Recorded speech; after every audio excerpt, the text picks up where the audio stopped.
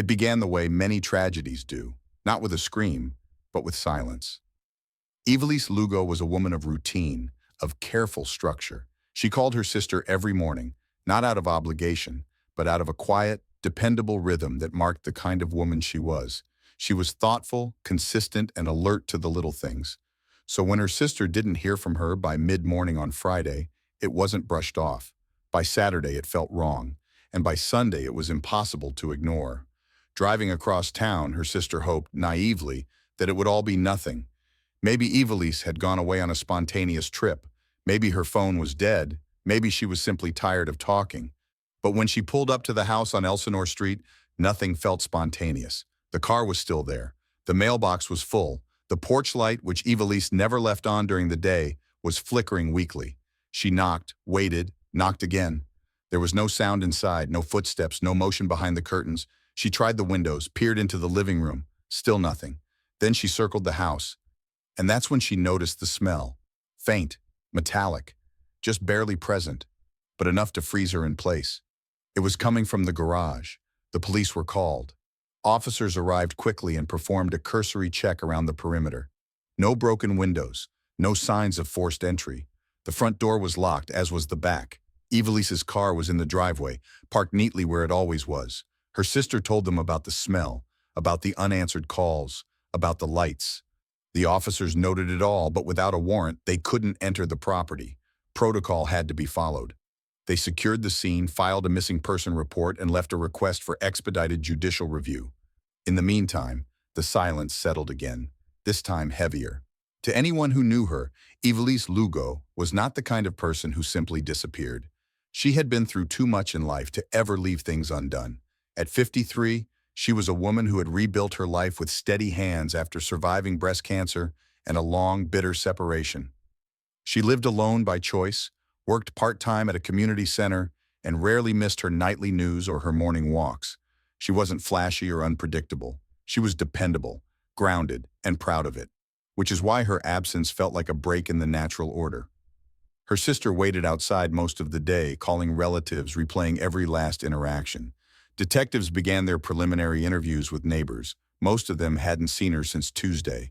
A few mentioned they had heard noises, nothing loud, just strange.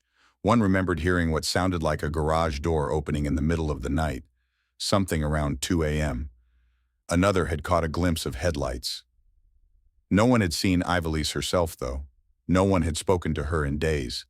The only movement, if there had been any, had happened in the shadows. By Sunday evening, the warrant was approved.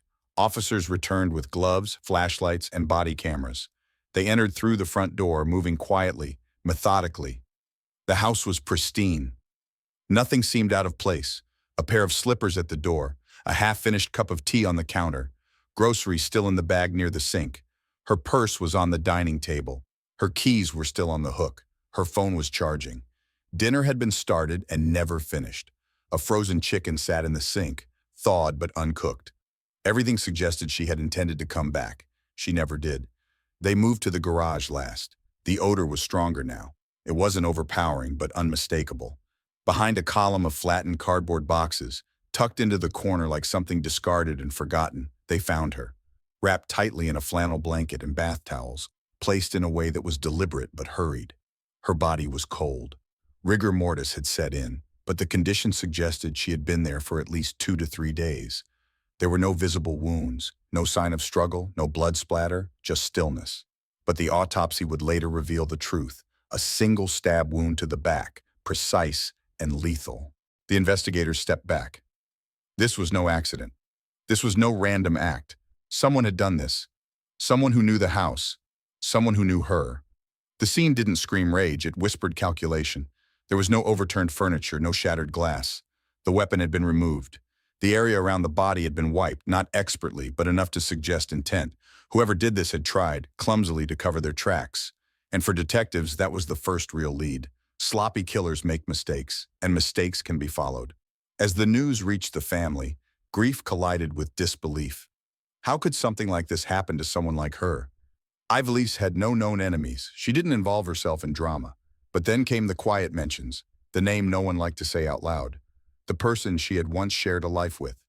The one she had left behind 5 years earlier. her ex-husband, the man with a temper. A man some believe she still feared, though she would never say it directly. He had disappeared. That much was true. But that wasn't evidence. That was just suspicion. And suspicion wasn't enough. Not yet. The home was sealed for forensic processing. Every drawer, every closet, every scrap of paper was documented. Technicians dusted for prints, scanned for trace blood, tested for chemical cleaners. Outside, canvassing continued. Surveillance footage from nearby homes was collected.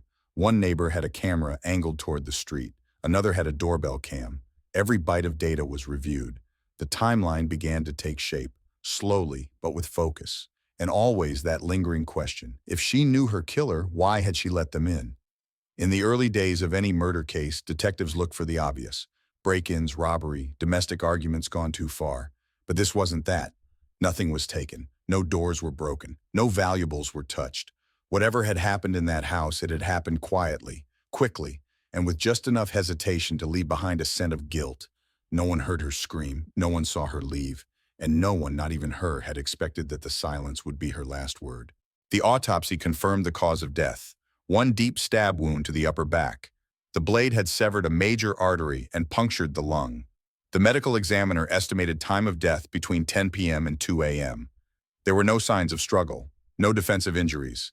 The positioning of the body and the location of the wound suggested the victim had been attacked from behind, swiftly and without warning. Crime scene investigators returned to the house on Elsinore Street with a revised mandate: identify and extract trace evidence that could confirm presence, timing, and sequence of events. The first priority was blood pattern analysis. Though the garage floor appeared clean, Blue Star reagent revealed faint traces of blood near the storage wall and beneath one of the floor mats. The spatter was low velocity and consistent with the wound's angle and height. The data matched the forensic theory. Lugo had been standing upright when she was killed. In the laundry room adjacent to the garage, technicians located a torn latex glove in the trash. The glove was contaminated with both blood and skin cell residue. DNA testing later confirmed it belonged to Miguel Angel Aguilar Ojeda. That evidence, combined with his fingerprint lifted from the garage door handle, placed him at the scene and in contact with cleanup materials. The investigators also located a utility knife inside the kitchen drawer. It had no visible blood, but luminol testing detected trace amounts inside the plastic handle. The blade length matched the depth of the fatal wound. Though not confirmed as the murder weapon, its placement and condition were documented. Digital evidence was analyzed next. Lugo's phone was found on the charger. Her last outgoing message had been sent at 7:18 p.m. the night before the discovery. After that, no further communication. Router logs from her home internet showed a spike in activity around 2 o'clock a.m., consistent with someone accessing a smart device or camera feed. At 10:32 p.m., power to the router was briefly disconnected, then restored. This pointed to an attempt to interrupt or erase digital records. A fast food receipt found in the kitchen trash was time-stamped at 6:42 p.m., issued from a restaurant 2 miles from Lugo's residence. The purchase was made in cash. Surveillance video was no longer available due to retention limits, but the receipt helped establish a timeline of movement. No sign of forced entry was documented. Doors were locked, windows secured. The garage side entry showed no damage. Lugo had previously shared the property with Ojeda. Investigators confirmed he had access during their cohabitation and may have retained a key or code. The lack of disruption suggested familiarity with the layout and the victim.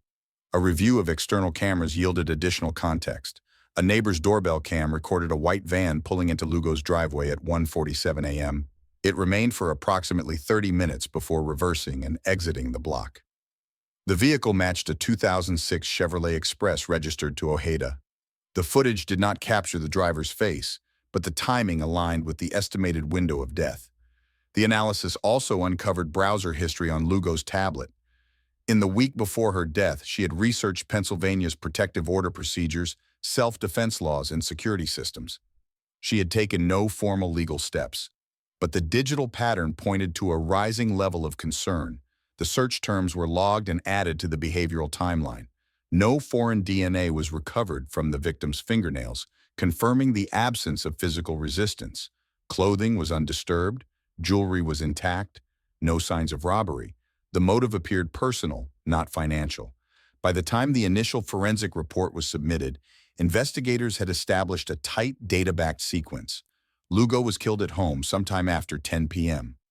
The suspect remained on site long enough to attempt cleaning and to manipulate network hardware.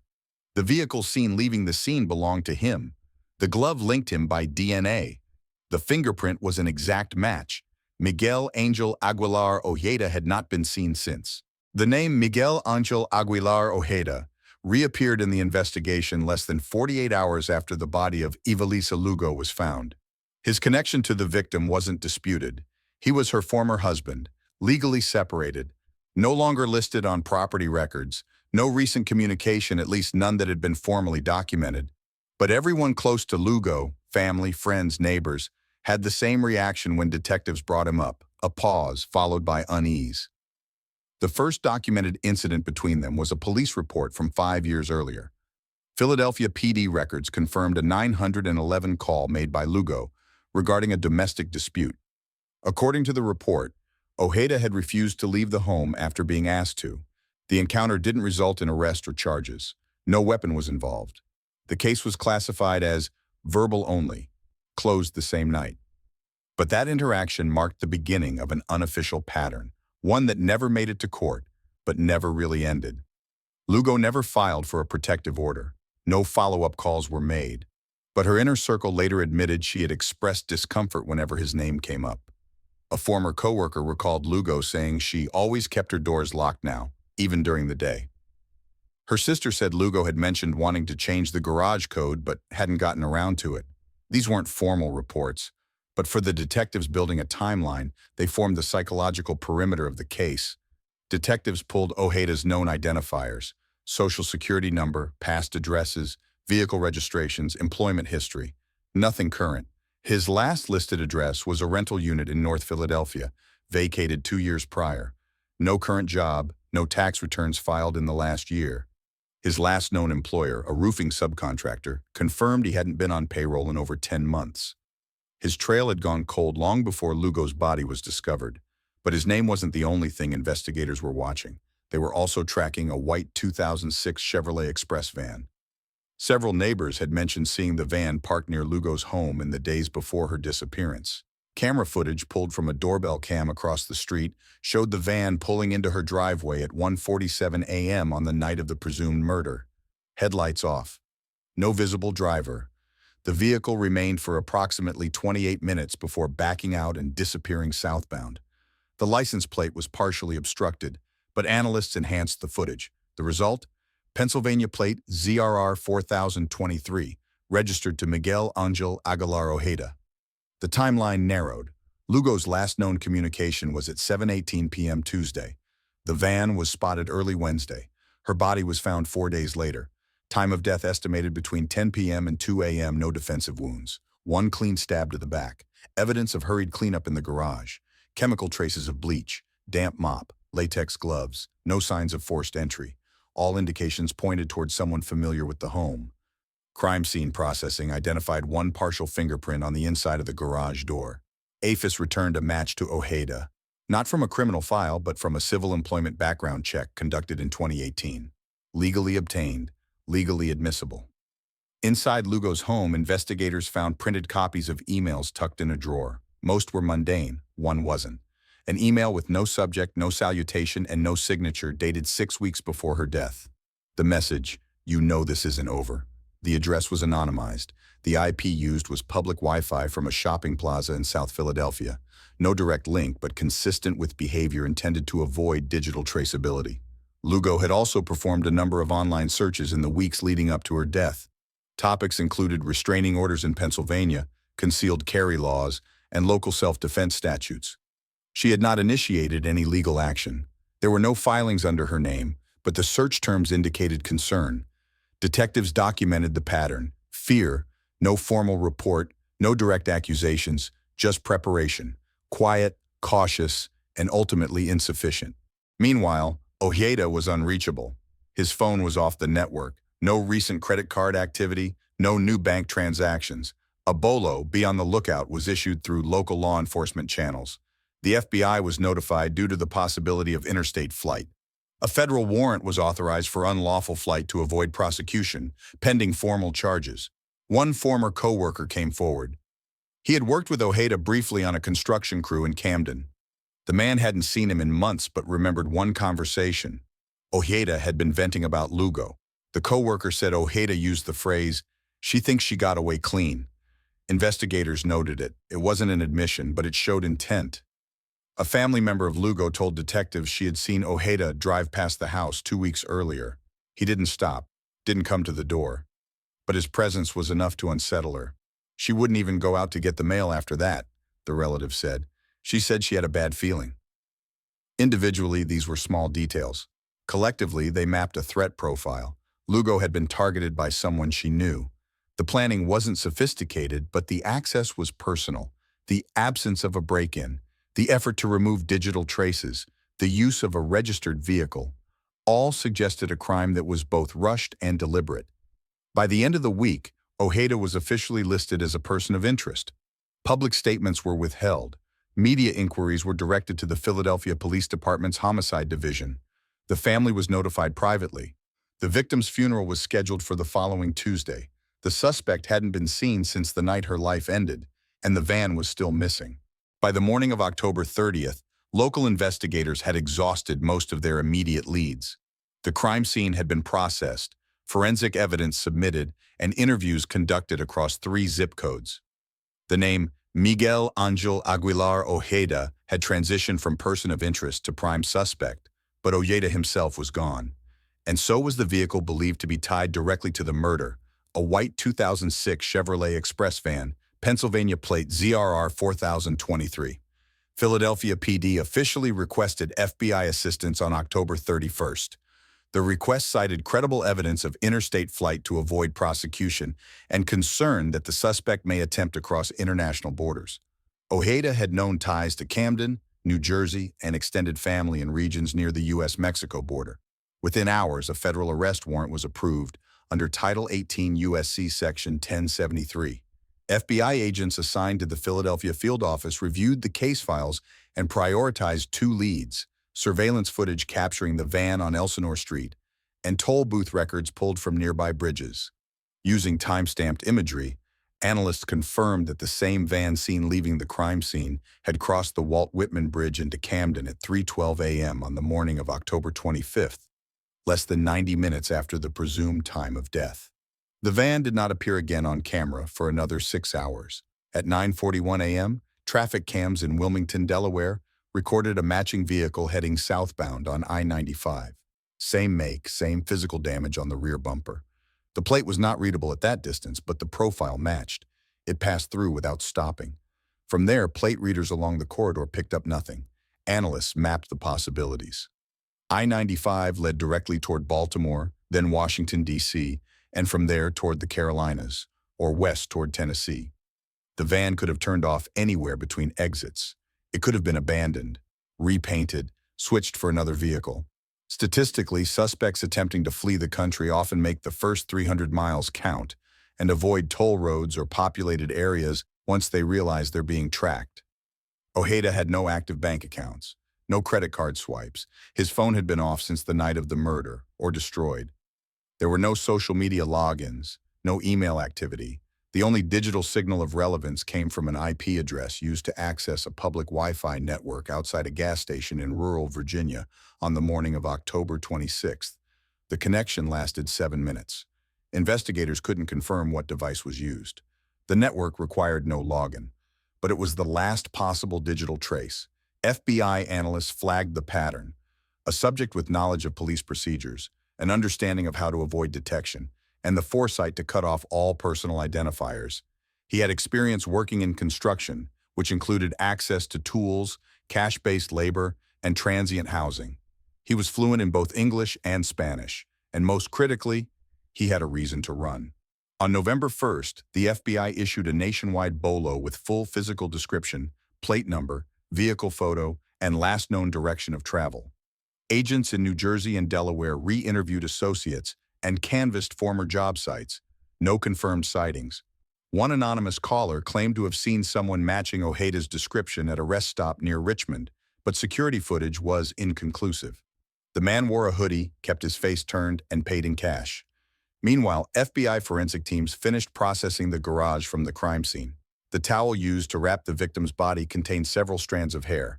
DNA analysis returned two profiles, one matching Evelise Lugo, the other a partial male profile.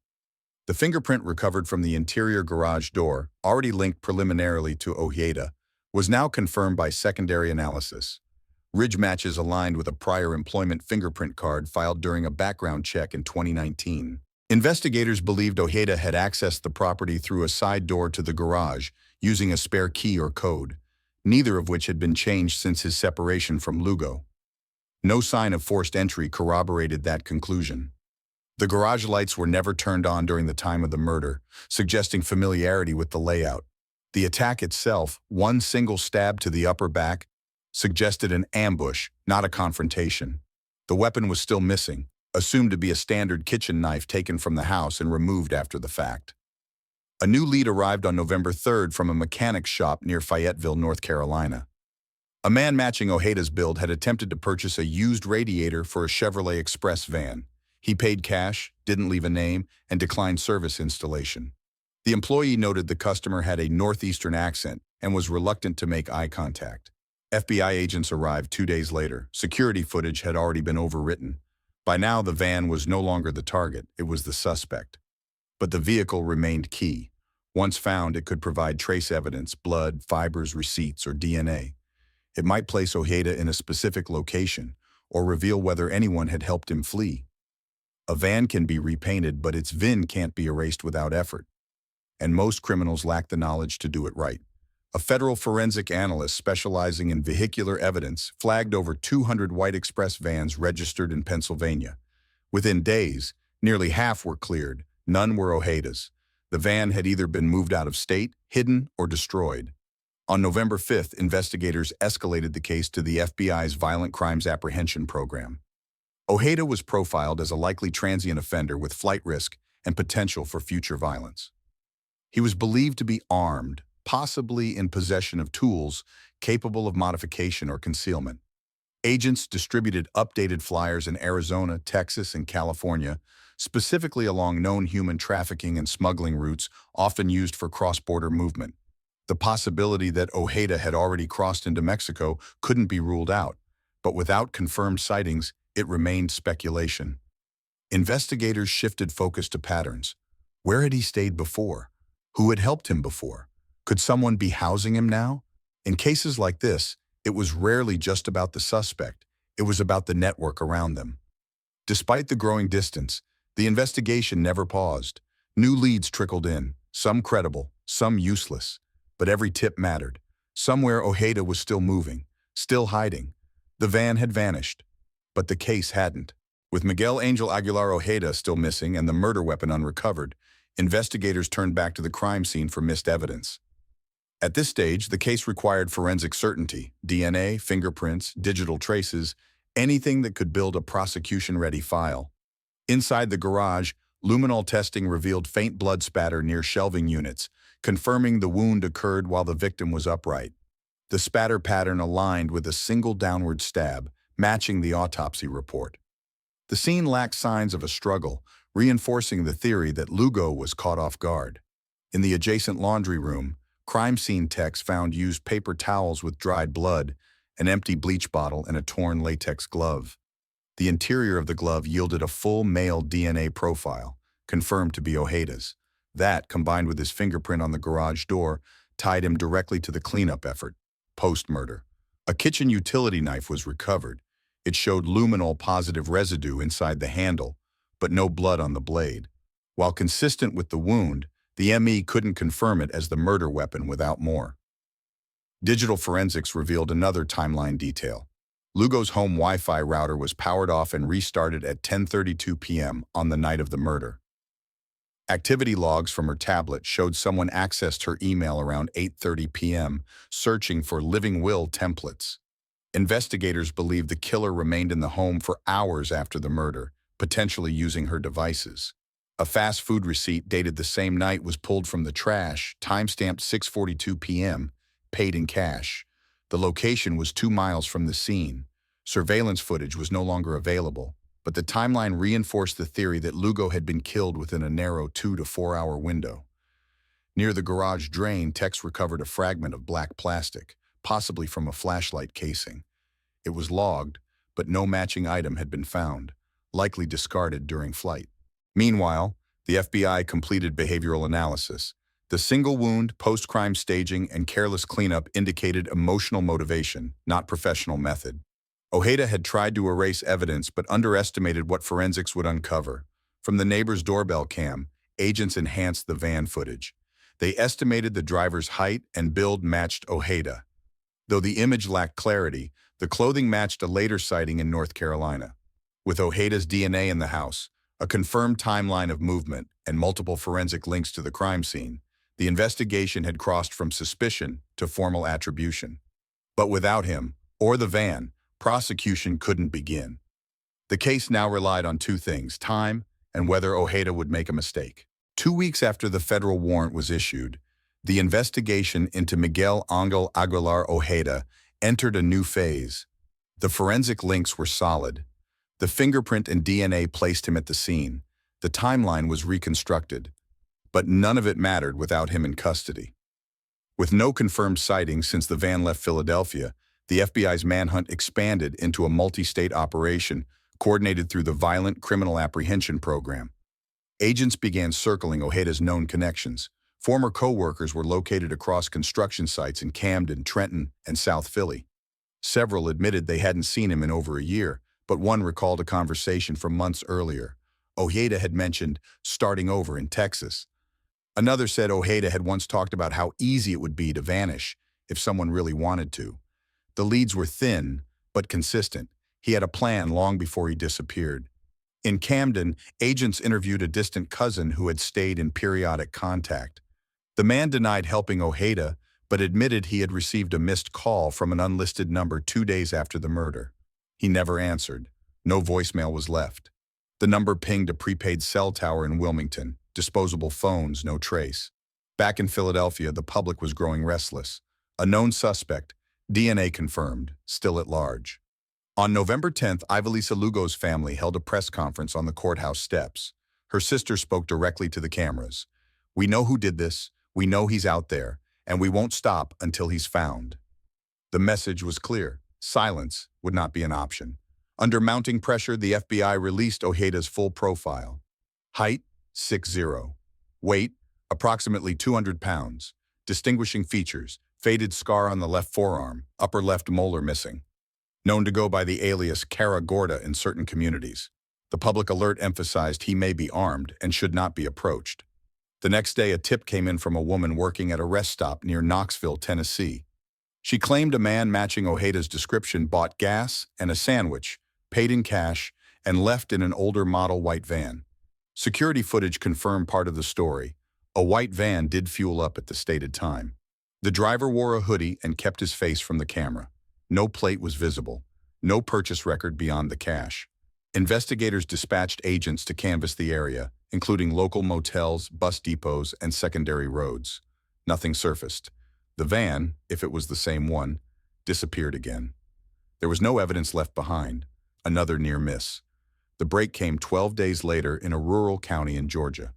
Local deputies found a burned-out vehicle in a wooded area off a dirt access road. It had been stripped, gutted, and torched. The VN plate had been removed, but investigators recovered the chassis number from the frame. It matched the Chevrolet Express registered to Ojeda. Forensic technicians combed through the shell. Inside, they found a partial set of zip ties, a pair of burnt work gloves, and fragments of what appeared to be a disposable phone's casing. There was no blood, no sign of the murder weapon, no DNA survived the fire. But the van was no longer in play. It had been deliberately destroyed, likely within 72 hours of the murder. With the last known physical link erased, the case took a new designation: fugitive with cold trail. Leads dried up. Ojeda's image stayed posted in gas stations and sheriff's offices from Pennsylvania to New Mexico, but no solid tips followed. Surveillance data went stale. Anonymous calls trickled in, none verified. Rewards were offered. Nothing moved the case forward. The Philadelphia District Attorney's Office assembled the charging documents anyway. Murder in the first degree. Abuse of corpse, tampering with evidence. Federal warrant for unlawful flight. The file was ready. The courtroom was not. Agents met with Lugo's family to explain the status. The evidence was strong, the case was prosecutable, but without Ojeda, nothing could proceed. The justice system does not convict people in absentia. By early December, national media had moved on. Other headlines took over. Lugo's story, once a top item, faded from view. But her family didn't forget. They kept pushing, sharing her photo, sharing his, keeping the story alive in the spaces where attention had drifted. In the Bureau's internal case system, the status changed. Open suspect at large. The designation said what everyone already knew. The trail had run dry. The suspect had vanished. The evidence remained, clear and compelling. But the man who left it behind had stepped off the map. In early January, nearly 3 months after Ivelisse Lugo's body was discovered, the Philadelphia District Attorney's Office assembled the full prosecutorial case file for internal review. The suspect, Miguel Angel Aguilar Ojeda, remained at large. The van had been found, stripped and burned. Leads had stalled. The FBI maintained an active warrant, but with no confirmed sightings and no further physical evidence, the case entered a legal limbo, ready to prosecute, but untriable without the defendant present. The case summary, drafted by the lead assistant district attorney, read like a closed loop. Fingerprint on the garage door, DNA on a latex glove used during the post-murder cleanup, and blood spatter confirming the point of attack. Surveillance footage placed a van registered to Ojeda at the crime scene within the estimated window of death. The autopsy supported a single fatal stab wound to the upper back, consistent with a kitchen knife recovered from Lugo's home. Behavioral analysis indicated familiarity with the layout, no signs of forced entry, and staging behavior after the fact. In legal terms, the case was strong. The packet included victimology, forensic timelines, search history records, phone data, and witness testimony. It laid out intent, method, concealment, and flight. Every element supported a single conclusion. Ojeda had motive, access, opportunity, and left behind sufficient physical evidence to warrant a first-degree murder charge, but none of that mattered until he was found. The family was briefed on the file. For the Lugo family, it was the first time they had seen the case presented in full, from the surveillance footage to the lab results to the projected courtroom arguments. There was no new revelation, no smoking gun that shifted the story, but the totality was overwhelming. The silence that had followed her death was now replaced by pages, photos, timestamps, and chain of custody reports. In cold print, it felt final. And yet it wasn't. In the days following the briefing, Lugo's sister delivered a letter to investigators. It had been found in a small envelope inside Ivelisse's home office, not addressed to anyone, dated 7 months before her death, handwritten in neat block lettering. "I don't think he's done with me. I feel it. It's hard to explain. But I've been trying to prepare, legally, mentally, quietly. If anything ever happens to me, please don't let them say it was random. It won't be. Someone already knows where I live. He's been in this house before. He still has a key." The note, though legally irrelevant, was admitted to the victim's file, not as evidence but as context. It illustrated fear, foresight, a final attempt to control what she could not escape. It was not a confession nor a goodbye. It was a warning. On the anniversary of the case's 3rd month, local stations ran a short update. The FBI reissued the public alert. Ojeda's name remained on the most wanted list in 3 states. Rewards were still offered. Tips still came in, most of them dead ends. There had been no new photos, no recorded movement, no digital activity. He had disappeared not by magic but by method. The system, despite its resources and reach, had been unable to bring him back into the open. And so the file sat, complete, damning, but unused. Ivelisse Lugo's family continued to live with the outcome. Not a resolution, not closure, but an unresolved truth sitting in plain sight. The weight of the unfinished wasn't just the absence of a verdict. It was the presence of everything known with no one to hear it read aloud in court. The community moved on, as communities do, but the family didn't. They kept her picture on flyers, kept calling in tips, kept a chair empty at family gatherings. The system had done its job, almost. It had built the case, issued the warrant, filed the charges. But without the man who had left his mark on every corner of her final hours, justice remained something spoken, not delivered. The file was archived under active fugitive status, not closed, not cold, just waiting. And the name Miguel Angel Aguilar Ojeda remained 1 page away from the courtroom he had already earned, but never entered. Thank you for watching our video. Please subscribe, follow us, and leave a comment. It truly helps us keep bringing you gripping and thought-provoking true crime stories.